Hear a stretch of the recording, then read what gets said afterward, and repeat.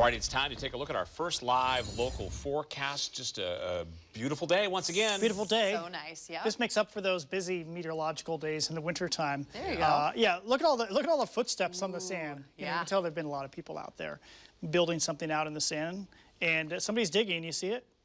Wait, somebody's down in there. Maybe somebody's having fun. Basically, that's the problem. They're having fun, and we're working hard here.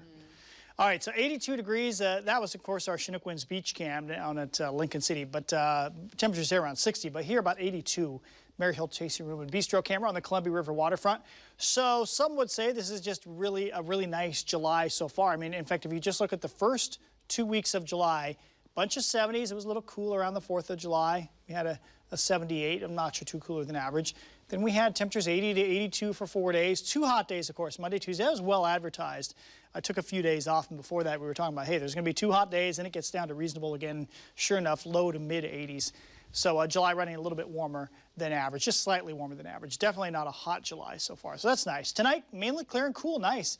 Temperatures upper 50s in the city to low to mid 50s in the outlying areas. Some spots were in the 40s last night in some of the outlying areas, so that really helps keep things comfortable. So what do we have for the headlines? Well, what's ahead is that tomorrow we got a warm and sunny day, just like today. Really, there's no significant change. There could be spots of low clouds in the morning, but not too widespread.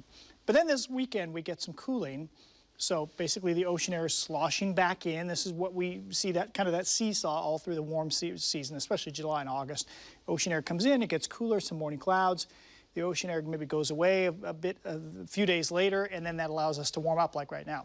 So morning clouds, afternoon sunshine is the story for this weekend. A lot more morning clouds, pretty widespread. That should push us down into the upper 70s to around 80. Big picture is there's no sign of rain. We don't see any weather systems approaching our region through the next 7 to 10 days. So yes, we are in our summer dry spell. Some of us maybe thought it would never get here, right? Well, almost just about every single year it does show up eventually. All right, you do see a weather system out here. That's a very weak system, but that's just kind of pushing some of the hot air to the east. Strong high pressure over the Four Corners, just baking hot there. Kind of puts a dent in that and allows that ocean air to come inland. And in fact, you can see that on the cloud cover forecast. Not so much for tomorrow. Yeah, patches of low clouds.